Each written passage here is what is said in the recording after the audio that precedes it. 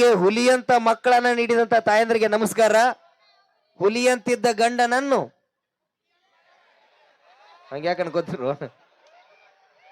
ಹುಲಿಯಂತಿದ್ದ ಗಂಡನನ್ನು ಏನ ಹುಲಿಯಂತಿದ್ದ ಗಂಡನನ್ನು ಹೆಬ್ಬುಲಿಯಂತೆ ಮಾಡಿದ ತಾಯಂದ್ರಿಗೆ ಶಿರಸಾಷ್ಟಾಂಗ ನಮಸ್ಕಾರ ಅಂತ ಹೇಳ್ತಾ, ಸೊ ಎಲ್ಲಾರ್ಗು ನೋಡ್ರಿ ಯಾರು ಇಲಿ ಅಲ್ಲಪ್ಪ, ಎಲ್ಲ ಹುಲಿಗಳನ್ನ ಇಲ್ಲಿ ಬಬಲಾದಿ ಮಠದಾಗ ಬಂದಿರಪ್ಪ ಅಂತಂದ್ರ ಪ್ರತಿಯೊಬ್ಬನು ಹುಲಿನ ಇಲ್ಲಿ. ತಾಯಂದ್ರ ಯಾಕೆ ಹಾಸ್ಯ ಪ್ರಿಯರ್ಪ ಅಂತಂದ್ರ, ಮನೆ ಟ್ರೈನಾಗ ಹೊಂಟಿದ್ದೇನ, ಟ್ರೈನ್ ಹೋಗೋತ್ತಾಗ ಇಬ್ರು ಹೆಣ್ಮಕ್ಳು ತಮ್ಮ ಮದ್ವಿ ಸುದ್ದಿ ಮಾತಾಡಕತ್ತಿದ್ರು. ಏ ಕಮಲಾ, ಮತ್ತೆ ನೀ ಮದ್ವೆ ಆದ್ರೆ ಯಾರನ್ನಾಗ್ತಿ? ಐ ನಾ ಮದ್ವೆ ಆದ್ರೆ ಕೋಟ್ಯಾಧೀಶನ ಆಗ್ತಾನ ನಳಕಿ. ಮ್ಯಾಲ ಒಬ್ಬ ಮುದುಕ್ ಕೂತಿದ್ರಿ. ಅಲ್ಲ ಕೋಟ್ಯಾಧೀಶ ಸಿಗ್ಲಿ ಅಂದ್ರೆ ಅವಾಗ ಯಾರ ಮದ್ವೆ ಆಗ್ತಿ? 50 ಲಕ್ಷ ಇಬ್ರು ಮಂದಿನ ಮದ್ವೆ ಆಗ್ತಾನ ಒಂದಳಕಿ. ಇವ ಮ್ಯಾಲ ಮುದುಕ ಅಲ್ಲ 50 ಲಕ್ಷ ಇಬ್ರು ಸಿಗ್ಲಿಲ್ಲ ಅಂದ್ರೆ ಅವಾಗ ಯಾರ ಮದ್ವೆ ಆಗ್ತಿ? 25 ಲಕ್ಷ 4 ಮಂದಿನ ಮದ್ವೆ ಆಗ್ತಾನ ಒಂದಳಕಿ. ಇವ ಮ್ಯಾಲ ಏನು ಮುದುಕ ಕುಂತಿದ್ದಲ್ರಿ, ಕೆಳಗೆ ಕುತ್ತಿಗೆ ಮಾಡಿ ಹೇಳ್ದ, ಓ ಓ 100 ರೂಪಾಯಿಗೆ ಬಂದ್ರೆ ಹೇಳ್ರಿ, ನಾನು ನಂಬರ್ದಾಗ ಅದೇನಿ ಅಂದಿವ. ಇವ್ರ ಸಹವಾಸ ಬೇಡ ಅಂತೇಳಿ ಮತ್ತೆ ಬಾಜುಕಿನ ಬೋಗಿ ಕುಂತಿನ್ರಿ. ಅಲ್ಲಿ 3 ಮಂದಿ ಆಂಟಿಗಳು ಕುಂತಿದ್ರು.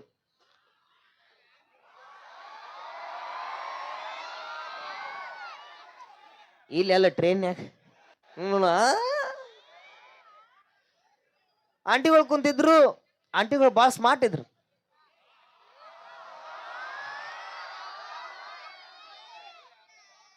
ನಿನಗೇನ್ ತಿಳಿತು ಅಲ್ಲೇ ಎಟ್ಟಂತ ಹಣ ಹೆಂಗಿದ್ರು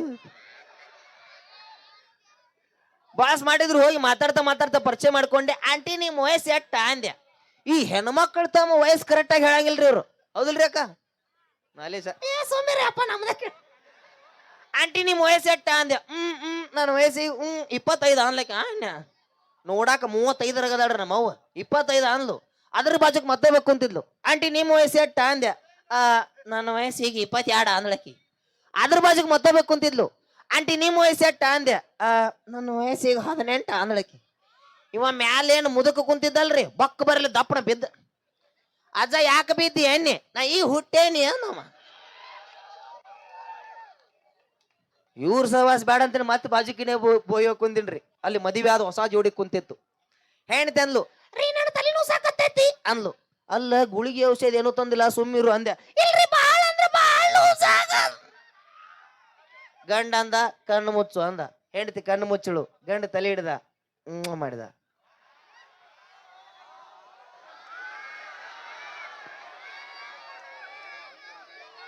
ಇಲ್ಲೆಲ್ಲ ಟ್ರೈನ್ಯಾಗ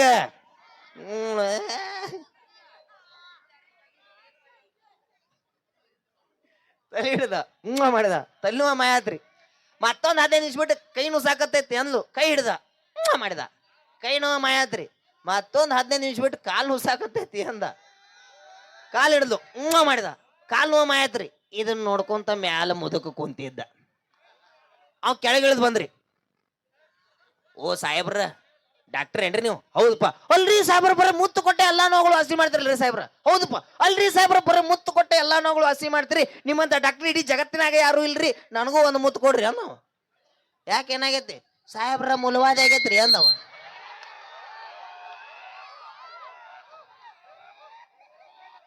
ಇವನ್ ಮಾಕೆ ಡಾಕ್ಟರ್ ಮೂರ್ಛೋಗೆ ಬಿದ್ದಿದ್ರಿ. ಜಾಲೆ ಜಾಲೆ ಜಾಲೆ ಜಾಲೆ ಜಾಲೆ ಜಾಲೆ ಇಲ್ಲಿ ನೋಡ್ರಿ ಹೆಂಗ ಜಾಲೆ ಜಾಲೆ ಜಾಲೆ. ಟ್ರೆಂಡ್ ಚೇಂಜ್ ಆಗೈತನ ಈಗ. ಯಾಕಂತಂದ್ರೆ ಎಲ್ಲಾ ಜನಪದ ಕಲಾವಿದರನ್ನ ಇಲ್ಲಿ ವೇದಿಕೆ ಮೇಲೆ ನೋಡ್ತಾ ಇದೀವಿ.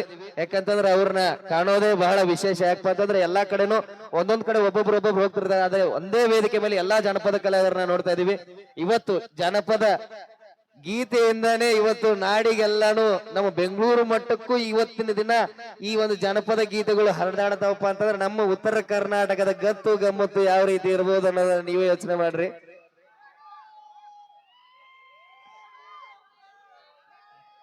ಅಣ್ಣ ಬೆಂಕಿ ಜಾಗದಾಗ ನಿಂತನ, ಯಾವತ್ತು ಬೆಂಕಿ ಬಬಲಾದಿ ಅಣ್ಣ ಅದು. ಅದೇ ರೀತಿ 1 ನಿಮಿಷ ನಂಗೆ ಟೈಮ್ ಕೊಟ್ರೆ ಅಣ್ಣ, ಸ್ವಲ್ಪ ಸಮಯ ನಿಮ್ಮನ್ನ ನಗಸಾಕ್ ಪ್ರಯತ್ನ ಮಾಡ್ತೀನಿ ಅಷ್ಟೇ. ನಗಸ್ತೀನಿ ಅಂತ ಹೇಳಿ ನಗಸಾಕ್ ಪ್ರಯತ್ನ ಮಾಡ್ತೀನಿ. ಸಣ್ಣವ್ರಿದ್ದಾಗ ಹಣ್ಣು ಕೊಡ್ತಾರ, ಸಣ್ಣವ್ರಿದ್ದಾಗ ಹಣ್ಣು ಕೊಡ್ತಾರ, ವಯಸ್ಸಿಗೆ ಬಂದ್ಮೇಲೆ ಹೆಣ್ಣು ಕೊಡ್ತಾರ. ಸಣ್ಣವ್ರಿದ್ದಾಗ ಹಣ್ಣು ಕೊಡ್ತಾರ, ವಯಸ್ಸಿಗೆ ಬಂದ್ಮೇಲೆ ಹೆಣ್ಣು ಕೊಡ್ತಾರ, ಸತ್ತ ಮೇಲೆ ಮಣ್ಣು ಕೊಡಾಕ ಕುಂತಿರ್ಪ ನೀವು. ಅಣ್ಣ ಯಾಕೋ ಕಟ್ ಮಾಡಿ ಪೂರ್ತಿ. ಸಣ್ಣವ್ರಿದ್ದಾಗ ಹಣ್ಣು ಕೊಡ್ತಾರ, ವಯಸ್ಸಿಗೆ ಬಂದ್ಮೇಲೆ ಹೆಣ್ಣು ಕೊಡ್ತಾರ, ಸತ್ತ ಮೇಲೆ ಮಣ್ಣು ಕೊಡ್ತಾರ. ಕಲಾವಿದರ ದಿನನಿತ್ಯದ ಬದುಕಿಗೆ ಬಣ್ಣ ಕೊಡೋರು ಯಾರಾದ್ರೂ ಇದ್ರೆ ನಿಮ್ಮಂತ ಪ್ರೋತ್ಸಾಹಕರು ಅಂತಕ್ಕಂಥ ಮಾತಾಡಲಿಕ್ಕೆ ಇಷ್ಟಪಡ್ತಾ ಇದ್ದೀನಿ ಬಂಧುಗಳೇ.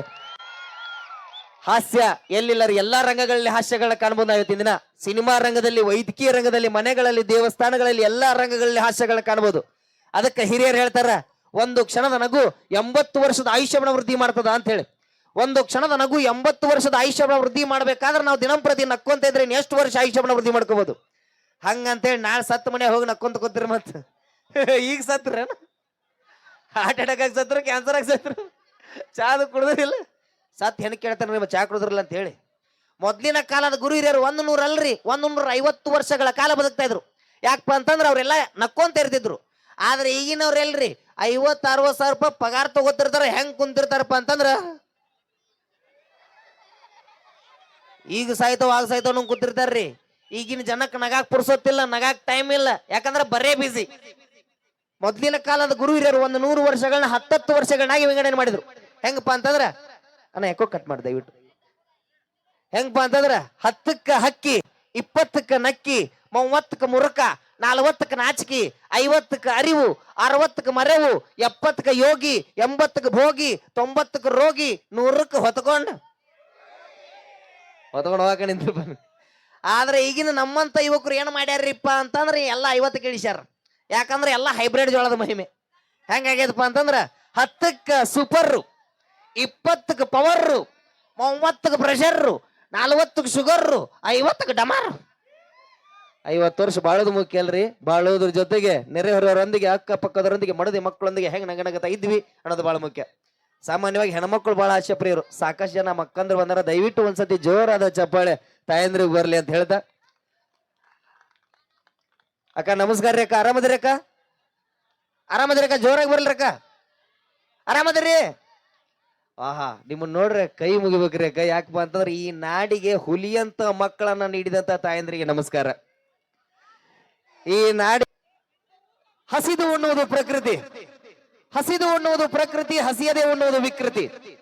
ಹಸಿದು ಉಣ್ಣುವುದು ಪ್ರಕೃತಿ, ಹಸಿಯದೆ ಉಣ್ಣುವುದು ವಿಕೃತಿ. ಹಸಿದು ಬಂದವರಿಗೆ ಅನ್ನ ಹಾಕೋದು ಬಬಲಾದಿ ಮಠದ ಸಂಸ್ಕೃತಿ ಅಂತಕ್ಕಂಥ ಮಾತನ್ನು ಹೇಳ್ತಾ, ನಿಜವಾಗ್ಲು ಈ ಒಂದು ದೇಶದ ಬೆನ್ನೆಲುಬು ರೈತ, ಅದೇ ರೀತಿ ದೇಶವನ್ನ ಕಾಯುವವನು ಯೋಧ, ಅದೇ ರೀತಿ ನಮ್ಮನ್ನೆಲ್ಲ ಕಾಯುವಂತವರು ಈ ದೈವ ಮಾನವರು ಅಂತಕ್ಕಂಥ ಮಾತನ್ನು ಹೇಳ್ತಾ, ರೈತರಿಗೆ ಪ್ರಾಣ ಬಸವಣ್ಣ, ರೈತರಿಗೆ ಪ್ರಾಣ ಬಸವಣ್ಣ, ಕೈ ಮುಗಿದು ತಿನ್ನು ನೀ ಹೊಟ್ಟೆಗೆ ಅನ್ನ. ರೈತರ ಪ್ರಾಣ ಬಸವಣ್ಣ, ಕೈ ಮುಗಿದು ತಿನ್ನು ನೀ ಹೊಟ್ಟೆಗೆ ಅನ್ನ. ಕೀಳಾಗಿ ಕಾಣಬೇಡ ರೈತರನ್ನ, ಕೀಳಾಗಿ ಕಾಣಬೇಡ ರೈತರನ್ನ, ಅವರದೇ ಇದು ಅನ್ನದಾನ.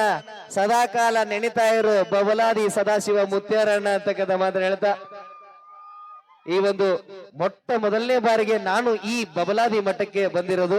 ಯಾಕೆ ಬಹಳ ಖುಷಿ ಆಗತ್ತೆ. ಯಾಕಂತಂದ್ರೆ ನಿನ್ನೆ ತಾನೇನೆ ಬೆಂಗಳೂರಿಗೆ ಬಸ್ ಬುಕ್ ಮಾಡಿದ್ರು. ಅದೇ ರೀತಿ ಸೂರಜ್ ಅಣ್ಣ ಅವರು ನಮ್ಮನ್ನ ಇಲ್ಲಿ ಬರಮಾಡಿಕೊಂಡ್ರು. ಅಣ್ಣ ಬಬಲಾದಿ ಮುತ್ಯಾರದ ಹುಟ್ಟು ಹಬ್ಬ ಐತಿ ಅಂತ ಅಂದ ತಕ್ಷಣ ಅಣ್ಣ ನಾನು ಬರ್ತೀನಿ, ಬಬಲಾದಿ ಮಠಕ್ಕೆ ಯಾವತ್ತೂ ಬಂದಿಲ್ಲ ನಾನು, ಒಟ್ಟು ಬರ್ಬೇಕು ಅಂತ ಹೇಳಿ ಬಹಳ ವರ್ಷದಿಂದ ಕಾಯ್ಕೊಂತಿದ್ನಿ. ಸೊ ಈ ಒಂದು ಅವಕಾಶ ನನಗೆ ಮಾಡಿಕೊಟ್ಟಿರ್ತಕ್ಕಂಥ ಬಬಲಾದಿ ಮಠದ ನಮ್ಮ ಸೂರಜ್ ಅಣ್ಣ ಅವ್ರಿಗೆ, ಅದೇ ರೀತಿ ಬಬಲಾದಿ ಮಠಕ್ಕೆ ನಾವು ಯಾವತ್ತೂ ಚಿರಋಣಿ ಅಂತಕ್ಕಂಥ ಮಾತನ್ನ ಹೇಳ್ತಾ